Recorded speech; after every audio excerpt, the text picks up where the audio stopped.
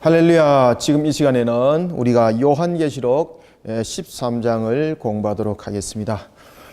이제 요한계시록 13장은 이제 본격적으로 42달의 대환란에 있을 특별한 한 사건을 다룹니다. 42달의 대환란 속에는 보면은 이제 그 극심한 환란이 임하게 되는데, 이 환란은 두 가지 속에 내용들이 전개됩니다. 하나는 교회 속에 핍박이 강력해지고, 또 하나는 하나님의 택한 백성뿐만 아니라 온 인류에 이런 강력한 그러한 이 고통들이 가해집니다. 그것은 무언가 하면 두 짐승의 세력이 등장하게 되는 겁니다. 그리고 이 두 짐승의 세력에 의해서 666이라는 인침을 당하는, 그러니까 말 그대로 하나의 정치, 경제, 사회, 군사적인 측면에서 하나의 세력화가 형성이 되는데, 그것이 하나로 집결되는 겁니다. 그래서 어떤 분들은 이 유엔에 관한 부분들을, 이것을 하나의 유엔을 하나의 666의 하나의 인침의 한 징표로 본다든지, 아니면은 어떤 세계적인 공통적인 상황들을 가지고 이미 그것이 시작됐다라고 말하지만 그것은 아닙니다. 그리고 이제 나중에 뒤에 가면 이제 666에 대해서 여러분들에게도 말씀드리겠습니다만은, 이 마귀의 세력이 여러분들 잘 아셔야 될 것은 항상 하나를 만들어 간다는 겁니다. 세력을. 이걸 여러분 잘 아셔야 됩니다. 이 하나로 만들어 갈 때에 이 기본적인 유형이 무엇을 닮아가는가 하면은 하나님의 모습을 그들이 그려나가서 이 유형을 만들어 갑니다. 그래서 나중에 666이 보면은 이 적그리스도 세력 속에서 나타나고 있는 이 666이 과연 무엇을 말하고 있는가, 이 결국 하나를 만드는 부분들인데, 이것은 무엇을 말하고 있는가라는 것도 안에 내용 속에서 설명하겠습니다. 그래서 우리가 이게 유엔을 우리가 여러분들 적그리스도 세력이다 이래 보시면은 이건 틀린 겁니다. 그래서 이런 부분들은 우리가 좀 억지적인 측면에서 어떤 분들이 이렇게 해석을 해서 갖다 끌어맞히고 있는데, 그런 부분들은 아닙니다. 다만 하나 이제 우리가 이제 보아야 될 것은 이 두 짐승의 세력이 어디서 올라오는가라는 것입니다. 우리가 여러분들 13장을 공부하기 전에 12장에서 무엇을 우리 공부했습니까?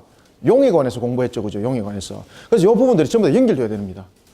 특히 이제 오늘 우리 이제 13장 공부할 때에 용과, 그리고 용과 두 짐승이 있는데, 이 두 짐승이 올라오는 방향이 다릅니다. 두 짐승이 올라오는데, 한 짐승은 바다에서 올라오고, 그 다음에 두 번째 짐승은 땅에서 올라옵니다. 땅에서 올라옵니다. 이게 연결이 됩니다. 이렇게. 그리고 성경을 여러분 이제 보시면 압니다만은, 용이 전체적인 부분에서 이것이 지휘자가 되는 겁니다. 지휘자. 그리고 이 부분에 대해서 이제 여러분들이 이제 판단하시고 있어야 될 것도 있는데, 이 부분들을 보면서 마치 어떤 모습이 우리 속에 그려지는가 하면은, 마치 하나님이 삼위일체죠. 그죠? 마치 삼위일체를 만드는 것처럼 그들이 이렇게 세력을 형성해서 그래서 하나를 만드는 겁니다. 따라서 우리가 하나라는 것은 바로 이 내용들을 담고 있다는 것을 여러분들이 아셔야 됩니다. 그래서 우리가 13장의 내용을 통해서 이런 것들을 보도록 하겠습니다. 그리고 이제 바다에서 올라오는 세력과 땅에서 올라오는 세력들은 어떤 의미를 담고 있는가. 특히 이제 용의 세력은, 용은 어떤 상징적인 의미를 가지고 있는가 하면은 바로 성부에 대한 그런 의미를 가지고 있고요. 크게 태도를 제가 그려놓고 시작하겠습니다. 그 다음에 바다에서 올라오는 짐승은 바로 누굽니까? 성자 그리스도를 상징합니다. 그래서 그 내용들을 전부 다 모양을 마치 떠서 하는 것처럼 그 행동을 그대로 답습합니다. 그 다음에 땅에서 올라온 세력은, 그 짐승은 누구겠습니까? 그렇죠. 성령을 모방을 하게 되는 겁니다. 그래서 이런 부분들을 여러분 잘 아셔야 됩니다. 그래서 이 부분들을 우리가 하나로 만들어서 이게 삼일체 모양이 되는데, 이것이 바로 여러분들 666입니다. 이게.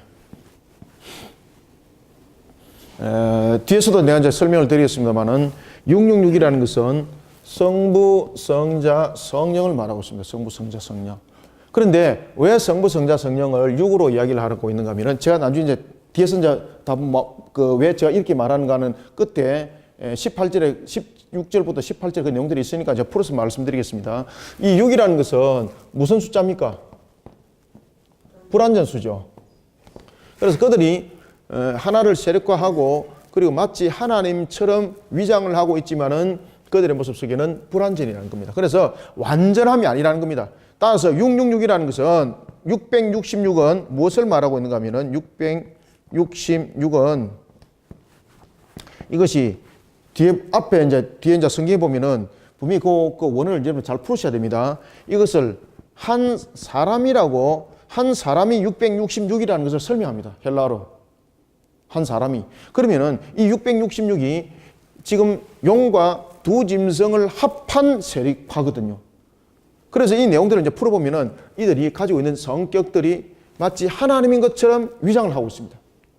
그래서 자신이 죽었다가 마치 살아나는 것처럼 위장하고 있고, 그래서 요한계시록 보면 이 세력들이 등장할 때 전부 다 무엇이 공통적으로 나타납니까? 뿔입니다. 뿔. 뿔입니다. 그 다음에 이 뿔이 나타날 때 뿔이 우리가 이제 잘 아시는 것처럼 7뿔이 있고 그 다음에 2뿔이 있습니다. 그럼 이 부분들은 어떤 의미를 가지고 있는가? 그래서 이런 부분들이 예속했다는 것을 여러분들이 반드시 아셔야 됩니다. 그래서 13장을 우리가 보면서 제가 추가적으로 여러분들에게 잘 말씀을 드리도록 하겠습니다. 자, 따라서 이제 13장은 우리가 후 3년반의 내용들을 다루고 있죠. 그죠? 우리가 일회의 사건을 다루고 있습니다. 일회는 7월 1일이라 그럽니다. 7월. 그래서 우리가 7일, 7년, 70년 이런 것을 전부 다 일회의 사건을 담고 있죠. 그래서 일회의 사건에 보면은 우리가 전 3년반에 이 전 3년 반이라는 것은 7년의 반을 말하고 있습니다. 그래서 전 3년 반 그리고 후 3년 반 이 사건을 다루고 있는데, 이건 정확하게 제가 여러분들에게 말씀드렸죠. 정확하게 이것은 어떤 기간을 말하는 것이 아니라 그랬죠. 그죠? 기간을 말하는 것이 아니다. 일회라는 이 자체가 하나의 상징성을 가지고 있는 것이죠. 상징성을.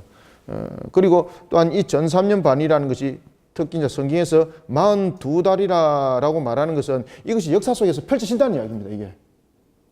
그냥 이것이 형식적이고 우리가 알고 있는 그냥 상식적인 의미적인 측면에서 이 내용이 아니라 이것이 42달이라는 것은 무엇입니까? 이것이 사실적으로 일어난다는 겁니다. 사실적으로 일어날 사건을 설명하고 있습니다. 그래서 이 42달이라는 것은 42달, 이 42달이라는 것은 꼭 개월수로 42달을 말하고 있는 것도 아닙니다. 1260일, 그죠? 42달 하면 며칠입니까? 일수로 계산하면 1260일이죠. 42달 곱하기 30해 보십시오. 맞습니까? 3, 4, 12, 3, 2는 6. 맞죠? 그죠? 1260일. 그래서 성경에서 1260일, 42달, 전 3년 반, 이런 부분들은 전부 다 동일한 날짜를 우리에게 이야기를 하고 있는데, 이것은 여러분들 어떻게 해석하셔야 되는가 하면은 꼭 42달이라고 계산하시면 안 맞습니다. 이것은 무엇을 의미를 하고 있는가 하면은 역사 속에서 역사 가운데입니다. 역사 가운데서 사실적으로 일어날 사건. 그렇기 때문에 42달을 명시를 하는 겁니다. 그래서 그 속에 전 3년 반의 사건이 있고 후 3년 반의 사건이 있는데, 오늘 다룰 13장은 후 3년 반에 나타날 가장 특이한 사건 가운데서 한 사건이고 가장 충격적 사건 가운데서 한 사건입니다. 전 3년 반의 사건은 제가 여러분들에게 말씀드렸죠. 그죠? 전 3년 반의 사건에 있어서는 우리에게 아주 강력한 우리 속에 이미지를 주고 있는 한 사건이 있는데, 그것이 바로 두 증인들의 죽음과 부활에 대한 그런 사건들, 이런 부분들이 핵심적으로 탁탁 내용 속에 불거지는 것을 여러분 보셔야 됩니다. 자, 이제 우리가 후 3년 반에 이제 있을 대표적인 한 사건을 보겠는데, 그것이 바로 짐승, 다시 말하면 두 짐승의 사건입니다. 자, 우리가 1절과 2절을 먼저 한번 읽어보겠습니다. 시작.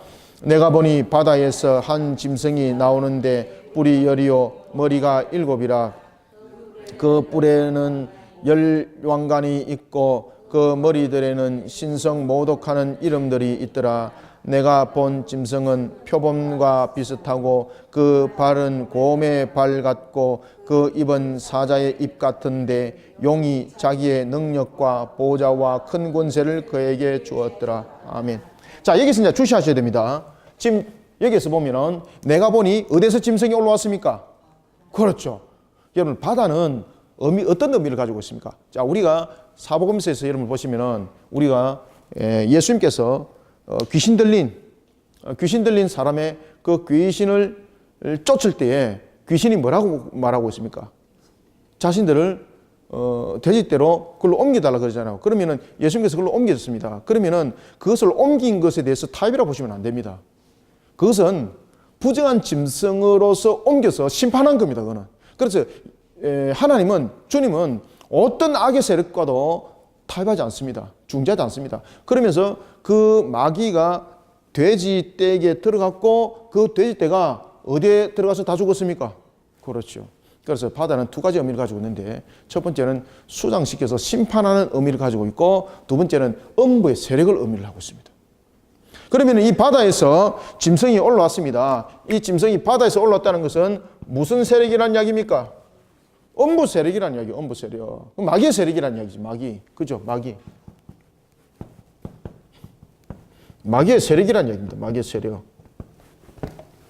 이 마귀의 세력인데 그가 누구의 지금 지시를 받고 있습니까? 잘 보세요. 지금 그가 누구로부터 권세를 받습니까? 용으로부터.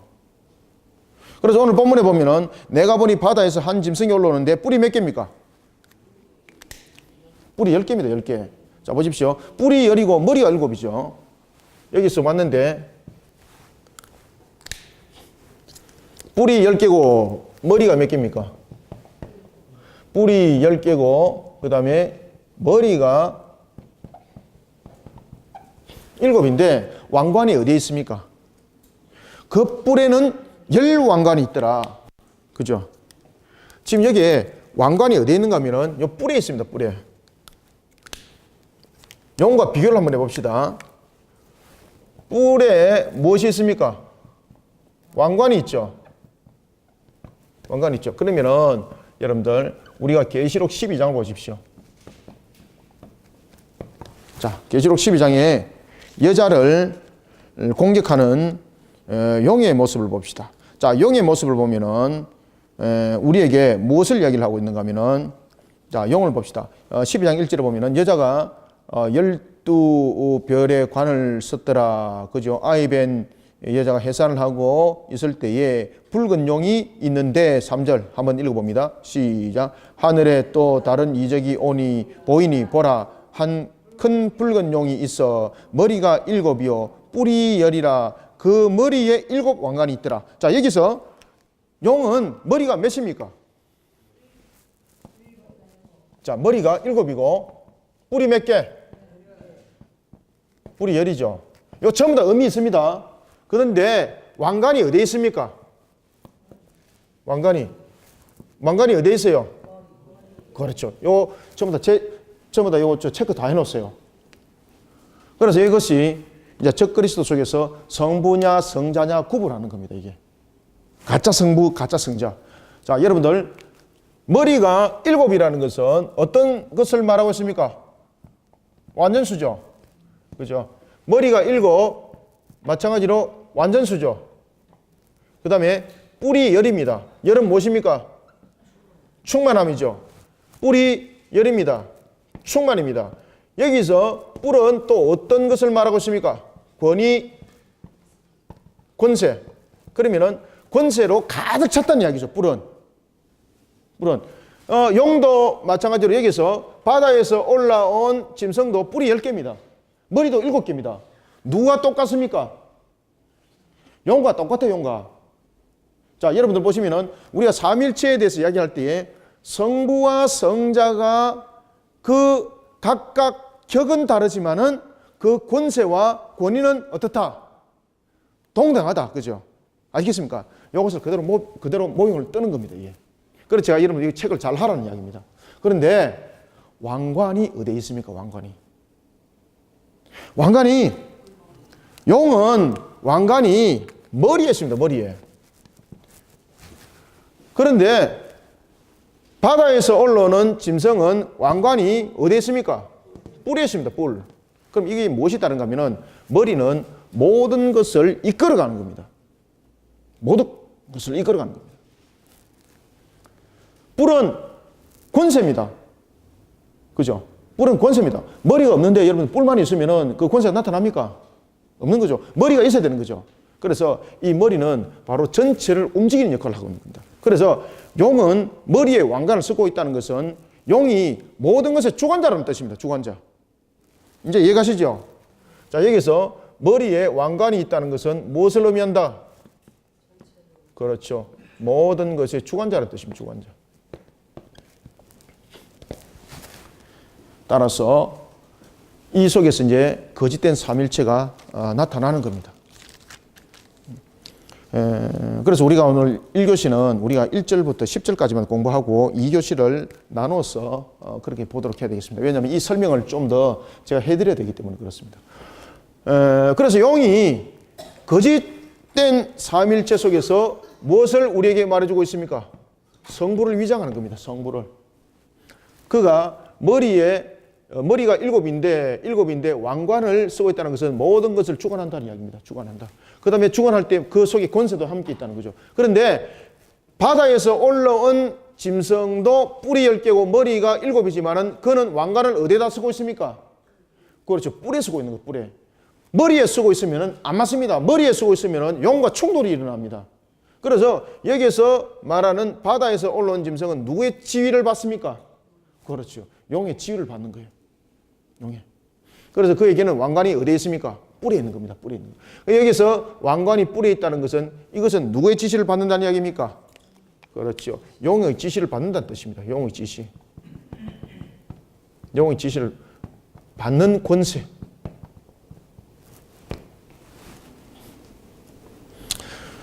따라서 1절 하반절 보세요.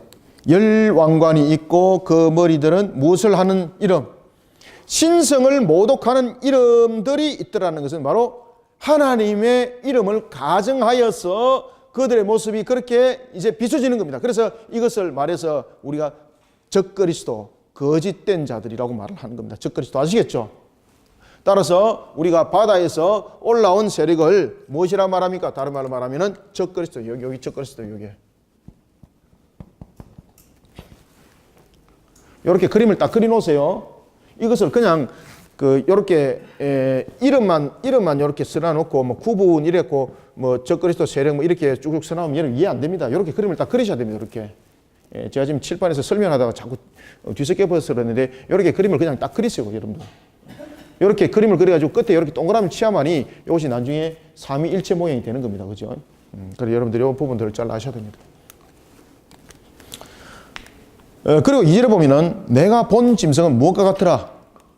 자, 여러분들 표범은 얼마나 사납습니까? 그죠? 그래서 표범과 비슷하고 그 다음에 그 발은 곰의 발 같고라는 것은 전부 다 이 속에 이 열뿔 속에서 가지고 있는 이 능력들을 지금 이야기를 하고 있습니다. 그런데 이 열뿔 속에 있는 이 능력, 이 왕관을 쓰고 있습니다. 이 능력이 어디서 왔는가를 잘 보십시오.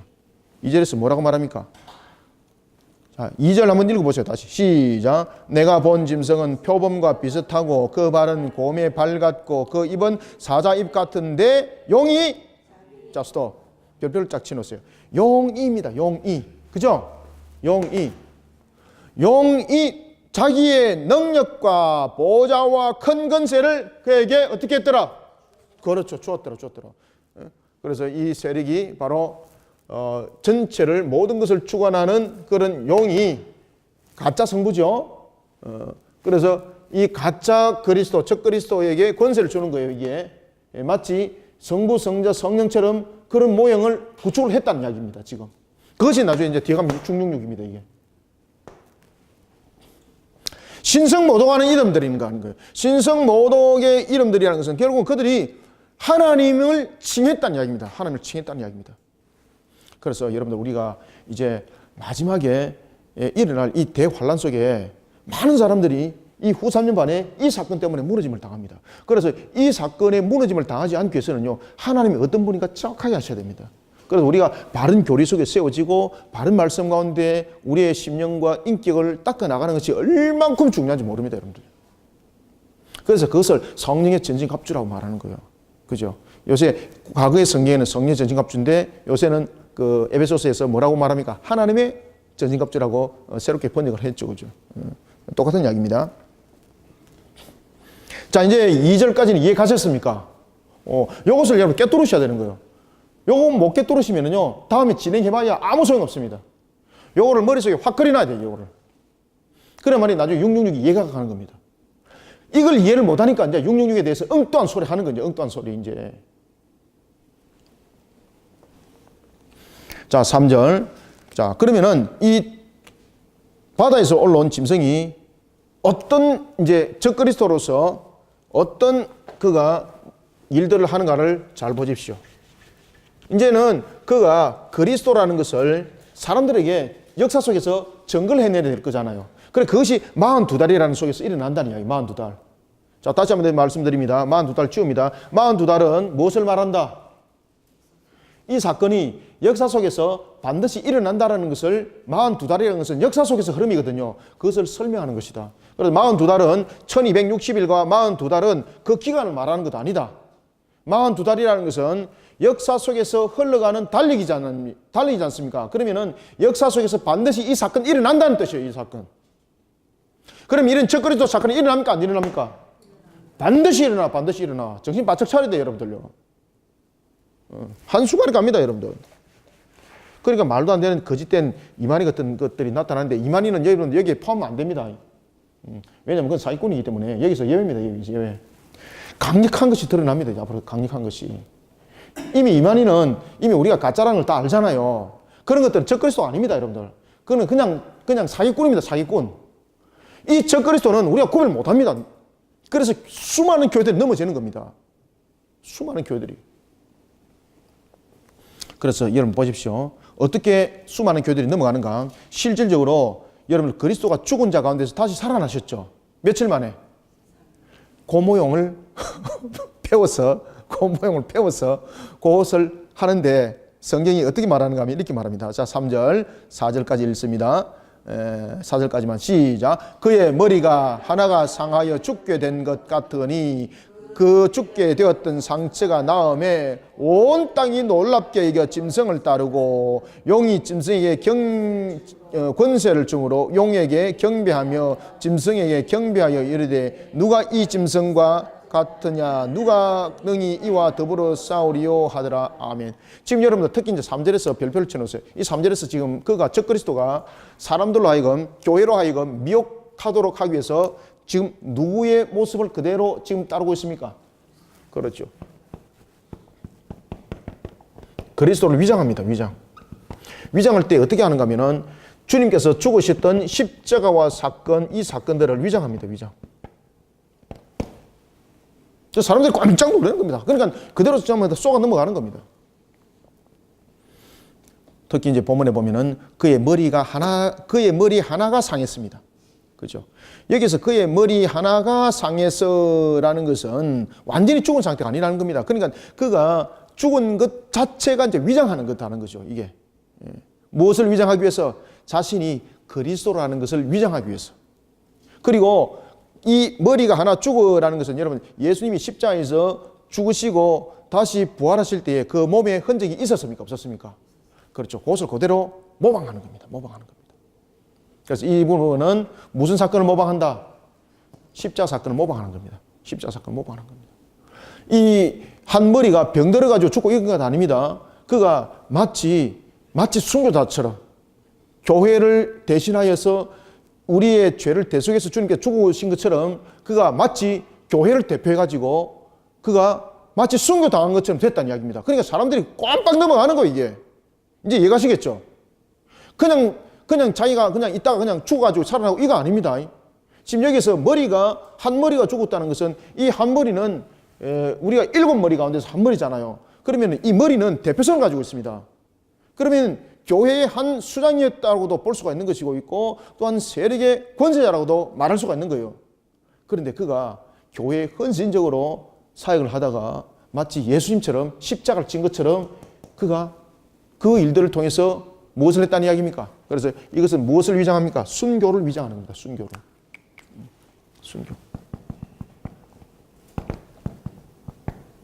그래서 여기서 여러분들 한 머리가 죽는 이 죽음은 교회 속에서 순교를 위장하는 겁니다. 이게. 그래서 이 세력은 여러분 잘 기억하시기 바랍니다. 음부라는 바다의 세력에서 올라오는데 이 세력들이 전부 교회 속에서 나옵니다. 교회 속에서.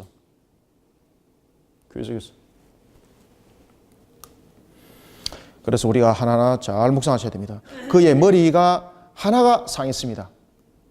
머리는 대표성이죠. 그래서 여기서 머리라는 것은 그 한 우두머리로서의 역할을 했다는 이야기입니다. 수장으로서 역할을 했다는 이야기죠. 그래서 평신도 아니라는 이야기입니다. 지금 이 자체가. 평신도 아니라는 이야기입니다. 따라서 한 머리가 상했다는 것은 무엇을 위장하는 겁니까? 그리스도를 위장해야 되기 때문에 십자가를 위장하는 겁니다. 그래서 그가 교회를 위하여서 말 그대로 순교를 당하는 겁니다. 말 그대로. 왜냐하면 여러분들 사람을 속이려면 이단들이 특히 그렇지 않습니까? 이단이 교회에 침투해서 그 교회에 아주 헌신하는 것처럼 위장하지 않습니까? 그죠? 그리고 교회에 마치 희생당한 것처럼 위장하고 말입니다. 그럴 때 자기의 뭐 억울함도 막 이야기하고 막 만들어내는 거잖아요. 똑같습니다. 위장해가지고 자신이 마치 교회를 통해서 순교를 당한 것처럼 위장을 하다 보니까 진짜 죽은 것처럼 느껴지는 겁니다. 그런데 이가 살아났습니다. 순교를 당했는데 살아났습니다. 사람들이 얼마나 충격을 받습니까? 살아나니까 그 사람이 교회를 향하여서 그가 헌신하였고 순교하였고, 그죠? 신앙적인 측면에서 견인했던 그가 죽었는데, 근데 그가 다시 살아났습니다. 수많은 사람들이 누구를 따르겠습니까? 이를 따를 수밖에 없는 거예요. 그래서 전체가 자기에게 집중하도록 위장하기 위해서 적그리스도가 그리스도를 위장하는 겁니다. 그래서 그가 위장할 때에 십자가 사건과 동일한 이런 사건들을 벌이게 되는 겁니다. 그래서 그가 헌신되이 순교를 당하는 겁니다. 그래서 여러분 선교 현장 속에서 그가 대표성으로서 죽는 겁니다. 그래서 어떻게 보면은 위장된 선교 단체라고도 말할 수 있겠죠, 그죠? 제가 뭐라고 말씀은 안 드리는데 머릿속으로 그냥 상상을 하십시오. 제가 녹화 안 되면은 제가 뭔가를 이야기를 좀 더 상세히 쫙 해드리겠는데 어떤 논쟁들이 생길 것 같아서 제가 참 여기서 말씀을 딱 끊습니다. 그런데 확실합니다. 자, 그런데 여러분 보십시오. 그가 4절에서 이렇게 말합니다. 용이 짐승에게 무엇을 줬다? 그렇죠. 그리고 그가 죽은 것 같이 됐던 겁니다. 여기서 3절에 보면은 상하여 죽게 된 것 같으라는 것은 죽은 것이 아닙니다. 이게 위장하는 거죠. 죽게 된 것 같으라는 것은 가짜라는 것입니다. 위장하는 겁니다. 죽게 된 것 같으니 그 죽게 되었던 상처가 나오매라는 것은, 상처를 났다는 것은 바로 이와 같이 죽은 것과 같이 해서 살아났다는 것은 순교에 대한 부분들을 위장하는 측면, 십자가에 대한 흔적들, 예수님께서 십자가 흔적을 가지고 있는 것처럼 그 내용들을 그대로 위장하는 겁니다. 온 땅이 놀라더라. 아시겠죠? 이 온 땅이 놀라더라는 것은 그만큼 영향력을 이제 끼치게 되는 거죠. 그리고 평소 때도 사람들에게 믿음을 줬고, 그런 속에서 모든 사람들이 이 일들로 인해서 수많은 사람이 따르게 되는데, 그 일로 인해서 이제 그 앞으로 사람들이 모이게 됩니다. 이제 본성이 이제 드러나는 거지. 이렇게 말합니다. 4절. 용이 짐승에게 권세를 줬고, 그죠? 용이 짐승에게, 바다에서 올라온 짐승입니다. 짐승에게 권세를 줬고, 그러면은 이가 결국은 죽어가지고 위장을 하면서 자기 앞에 또 모여든 사람들에게 권세를 다스릴 때 결국은 용의 권세를 가지고 이 사람들을 이제 다스리는 거예요, 여러분들. 용의 권세를 가지고. 용의 권세를 가지고 누구에게 경배하도록 합니까? 용에게 경배하도록 합니다. 그래서 이 속에서 이제 어떤 내용을 담고 있는가 하면은 자신들의 하나님을 만들어냅니다. 여기서 용은 성부죠. 그죠? 그래서 여기서 용을 경배하도록 만든다는 것은 무슨 뜻입니까? 용을, 짐승이 이 용을 경배하도록 만드는데, 이 용을 경배하도록 만든다는 것은 이 용 자체를 하나님으로 만드는 겁니다. 하나님으로.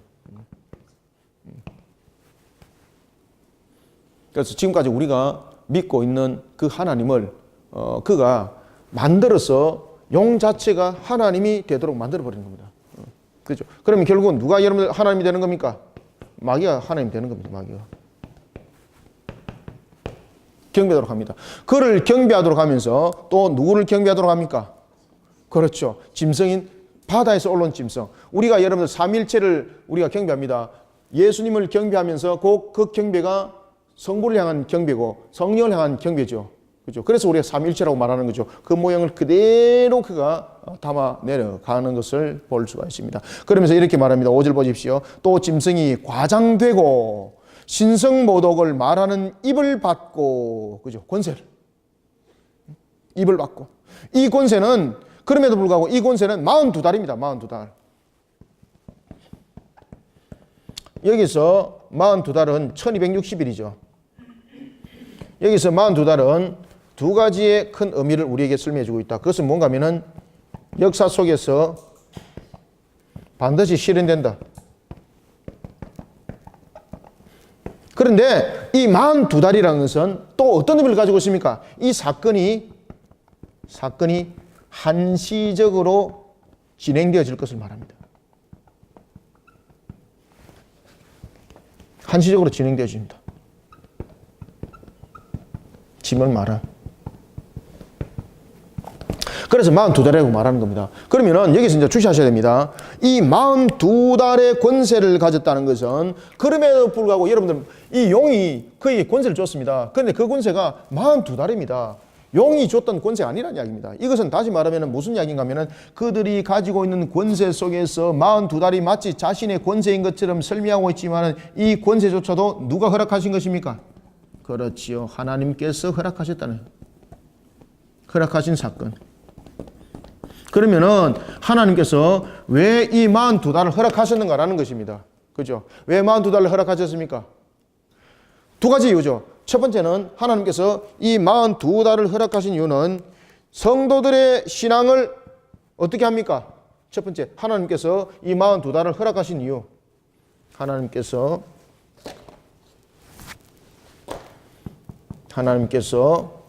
42달을 한시적으로 허락하신 이유. 한시적으로. 이 글자 똑바로 보입니까? 한시적으로 허락하신 이유. 첫 번째는 성도들의 신앙의 견인. 두 번째는 완악한 자들의 회개. 이 안 보입니까? 아, 그래요? 1번까지만 보여요? 그러면 2는 이렇게 올라가겠습니다. 2는 택한 백성 중에서 어떤 자들이 있습니까? 완악한 자. 택한 자 중에서 완악한 자. 택한 자 중에서 완악한 자를 어떻게 하기 위해서? 회개시키기 위해. 그래서 42달이 허락되어진 겁니다.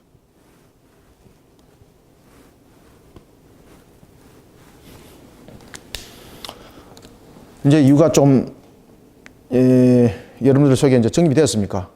또 짐승이 5절 또 짐승이 과장되고 신성모독을 말하는 입을 받고 또 42달 동안 일할 권세를 받으니라 라는 것은 용으로부터 그가 권세를 받았지만은 42달의 한정적인 권세를 받을 수밖에 없도록 하나님께서 이 모든 사건들을 지금도 주관하고 있다는 이야기입니다. 그러면은 여러분들이 잘 아시는 것처럼 십자가 사건도 주님께서 실질적으로 주관하셨죠. 마귀는 자신이 이긴 것이라고 정말로 그가 잔치를 벌리고 심지어 십자가에 달린 예수님을 조롱했잖아요. 파티 벌렸지 않습니까? 그 조롱하는 것이 파티하는 거거든요. 그런데 나중에는 3일 만에 부활했습니다. 누가 승리했습니까? 십자가에 계신 주님께서 승리하신 거예요. 마찬가지입니다. 그들이 마치 이긴 것처럼 42달의 환란을 그들은 휘두릅니다. 마치 자신들이 이긴 것처럼 축배를 듭니다. 그런데 이 42달은 결국 보니까 하나님께서 허락하신 사건이었는데 그것은 바로 하나님의 택한 백성, 다시 말하면 성도들의 신앙의 견인과 함께 완악한 자, 택한 백성 중에서 완악한 자를 회개시키기 위해서 이 42달을 허락했을 뿐입니다. 이와 같이 또 짐승이 과장되고 신성모독을 말하는 입을 받고 또 42달 동안 일할 권세를 받으니라. 6절 한번 읽어봅니다. 시작. 짐승이 입을 벌려 하나님을 향하여 비방하되 그의 이름과 그의 장막 곧 하늘에 사는 자들을 비방하더라. 아멘. 여기에서 짐승은 우리가 누굽니까? 후 3년 반에 나타난 그 짐승이 말하죠. 그 짐승, 바로 바다에서 올라온 짐승. 그가 올라와서 하나님을 비방하되 그의 이름이라는 것은 하나님의 존재 자체를 모독하는 겁니다. 그러면 이게 무슨 말인가 하면 지금까지 교회 속에서 가르쳤던 우리의 구세주인 예수 그리스도 하나님이 우리가 교회 속에서 잘못 배웠다는 것을 그들이 막 이론적인 측면에서 또 다른 교리를 만들어서 그들이 설포를 하는 겁니다. 그런데 이 잘못된 거짓된 교리 속에서 수많은 사람들이 이제 넘어간다는 이야기죠. 그래서 그들이 특히 어떤 내용들을 이 속에 담고 있는가 하면 특히 이제 성경들을 가지고 그들이 반론을 제시를 합니다. 그들이 성경을 가지고 반론을 제시를 할 때 어떻게 반론을 제시를 하겠습니까? 짝맞추기를 하는 겁니다. 짝맞추기. 짝맞추기를 통해서 봐라, 교회 속에서 가르친 것이 이렇게 틀린다라는 것을 그들이 이야기한다는 거죠. 그래서 그것을 가리켜서 하나님을 향하여서 비방하되 그의 이름과 그의 장막 곧 하늘에 사는 자들을 비방하더라라는 것은 바로 이 내용들을 이야기를 하는 겁니다. 그들이 그 성경을 가지고 이야기를 합니다. 성경을 가지고 이야기하면서 교회가 이렇게 엉터리로 가르치고 있다. 교회가 메시아에 관해서 엉터리로 가르치고 있다. 그 다음에 교회가 하나님에 관해서 엉터리로 가르치고 있다. 이것을 어떻게 이야기를 한다고요? 자기들만이 가지고 있는 그러한 교리적인 측면을 만들어가지고 성경을 짝 맞추게 합니다. 이렇게. 성경은 여러분들 A와 B를 억지로 맞추면 비슷한 것끼리 맞추면 이상하게도 맞게끔 되어 있는 것이 성경의 오묘함입니다. 그죠? 그렇게 이제 짝을 맞춰가지고 결국은 자신들에게 원하는 쪽으로 그 내용들을 지금 풀어간다는 겁니다. 그래서 그것을 가리켜서 오늘 본문에 나타나고 있는 바로 6절의 내용, 짐승이 입을 벌려라는 겁니다. 짐승이 입을 벌려라는 것은 무엇을 말합니까? 입을 벌려라는 것은 말씀을 가지고 이야기를 한다는 이야기입니다. 그러면 입을 벌려라는 것은 어떤 말씀입니까? 다른 거 갖고 말하는 것 아닙니다. 다른 것 들고 와서 이야기하게 되면 사람들한테 뽀록 나는 거죠. 그러면 결국은 이 살아있는 그리스도를 위장했던 이가 무엇을 지금 가르치고 있습니까? 성경 가르칩니다. 성경 가르칩니다. 입을 벌려라는 것은. 그러니까 이 사람의 말에 많은 사람들이 야 맞아 그러니까 그 교회가 가르치는 것이 틀렸어 이제 이렇게 되는 겁니다. 이게 어떻게 한다는 거죠? 짝 맞추기를 한다는 거죠. 짝 맞추기. 성경 말씀을 짝 맞추는 A와 B를 짝 맞추는 거죠. 이렇게 A와 B를 짝을 맞춰가지고 결국은 자신들이 원하는 쪽으로 끌고 간다. 그것을 바로 하나님을 향한 비방이라 말을 하는 겁니다. 하나님을 향한 비방하고 그의 이름과 그의 장막 곧 하늘에 사는 자들을 비방하더라는 것은 무엇을 이야기를 한다? 거짓된 말씀을 가르쳐 나간다는 이야기입니다. 그리고 거짓된 교리 속에서 그들이 원하는 바 속에 짝을 맞추는데 수많은 사람들이 거기에 넘어간다. 왜? 이 사건이 있었기 때문입니다. 왜? 그가 철저히 위장인 거죠. 어떻게? 교회를 위하여 순교하고 교회를 위하여서 헌신되고 그런 그가 핍박을 받았습니다. 그래서 그가 죽었습니다. 실질적으로. 그런데 죽은 것이 아닙니다. 죽은 것처럼 그 한 머리가 죽은 것처럼 위장됐지만 다시 살아났습니다. 그러니까 그 다시 살아난 것이 마치 예수님처럼 모습이 된 겁니다. 그가 예수님이라고 스스로 말하지 않습니다.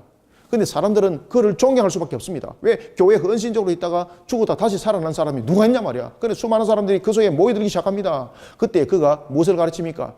자신의 교리를 자신들이 만드는 교리 어디서? 성경 66권에서 말입니다. 성경 66권을 가지고 이제 풀어주는 겁니다. 성경 66권을 가지고 풀어주는 것을 말해서 짐승이 입을 벌려라고 말하는 겁니다. 그런데 이 66권을 풀어서 이야기를 할 때 어떻게 말씀을 푸는가 하면은 자신들이 원하는 것으로서 자신들이 원하는 하나님 이 용을 말해야 되거든요. 그리고 자신들이 원하는 적그리스도 이야기를 해야 되거든요. 자신들이 말하는 이제 땅에서 올라온 짐승을 이야기를 해야 되거든요. 이 속에 전부 다 짝 맞추기를 하는 겁니다. 그래서 사람이 전부 다 여기에 대해 현혹되어 버리고 그러면서 야 지금까지 성경에서 가르쳤던 뭐 칼빈의 교리가 엉터리네. 그 전부 다 엉터리네. 그러면서 심지어 어떤 내용을 이야기를 할 수 있는가 하면은 야 바울의 서신 13권은 전부 다 없어져야 될 성경이다 라고 이렇게까지 말을 한다는 이야기입니다. 지금.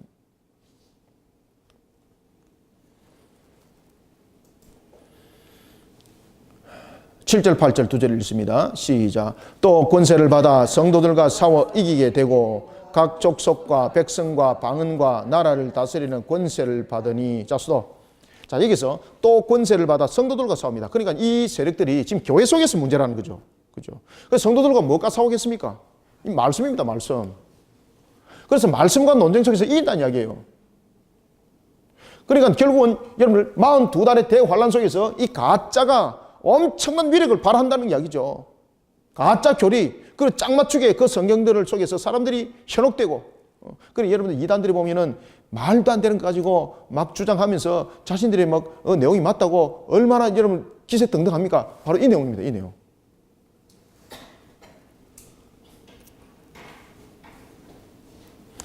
그래서 성도들과 싸워서 이깁니다. 성도들과 싸워서 이깁니다. 여러분 마음 상하죠 지금?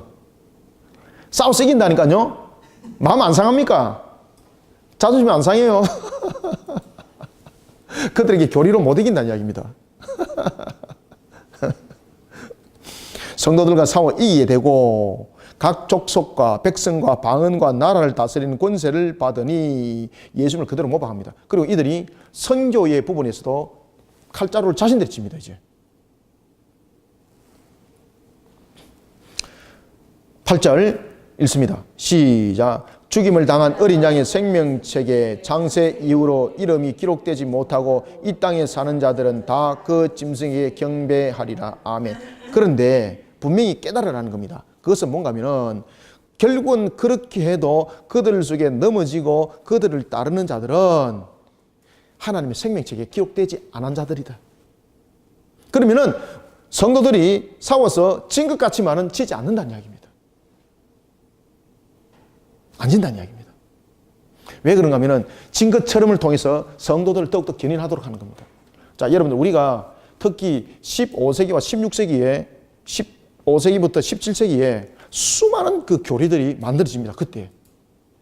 우리가 지금 배우고 있는 교리도 그때 만들어집니다. 그때 이제 확정적이 되는 거죠. 물론 이제 교리라는 부분들은 물론 초대 교부들이 1세기부터 시작해서 교부들이 만들어 왔던 것들을 이제 15세기, 16세기, 17세기 신학자들이 정립을 합니다. 왜 정립을 할 수밖에 없는가 하면 수많은 이단들이 등장을 하거든요. 이들이 여러분 잘 아시는 것처럼 4세기에 특히 아리우스, 삼일체 논쟁. 그 삼일체 논쟁에 아리우스가 치고 들어오니까 아무도 이것을 감당해낼 수가 없었습니다. 그러면서 우리가 이제 잘 아는 것처럼 니케아 회의, 325년에 니케아 회의가 이제 일어나게 되는 거죠. 그러면서 이제 삼일체 부분에 대해서 견고하게 세우게 되는 겁니다. 그러면서 교회가 만들어지는 겁니다. 마찬가지로 이 모습 속에서 교회가 더욱더 성도들이 넘어지는 것 같지만 교리로 더욱더 단단하게 교회가 다시 재무장하게 되는 겁니다. 그래서 우리가 42달의 대환란을 통해서 성도의 신앙의 견인과 택한 백성의 회개 귀한 이 사건들이 동시에 일어난다는 이야기예요. 그래서 성도들이 넘어지지 않습니다. 그때는. 죽임을 당한 어린 양의 생명책에 기록되지 않은 자들만 그 사건에 넘어지는 겁니다. 결국은 교회 속에서 무엇이 갈라집니까? 알곡과 쭉정이 갈라집니다. 여러분들. 알곡과 쭉정이 갈라집니다. 이 땅에 사는 자들은 다 그 짐승에 경배하는 것은 결국 전부 다 가라지들의 모습입니다. 가라지들의 모습. 자, 9절 10절 읽습니다. 시작. 누구든지 귀가 있거든 들을지어다. 사로잡힌 자는 사로잡혀 갈 것이요 칼에 죽을 자는 마땅히 칼에 죽을 것이니 성도들의 인내와 믿음이 여기에 있느니라. 아멘. 말세 이 말 성도들의 극한 고난을 강조하고 있습니다. 그런데 여기서 보면은 사로잡힐 자는 사로잡히가고 칼에 죽을 자는 마땅히 칼에 죽습니다. 그런데 성도들은 이 속에서 사로잡히지 않고 칼에 죽지 않습니다. 여러분들. 그들의 칼이라는 것은 그들의 세력화, 그들 속에서 완전히 무릎 꿇는 겁니다.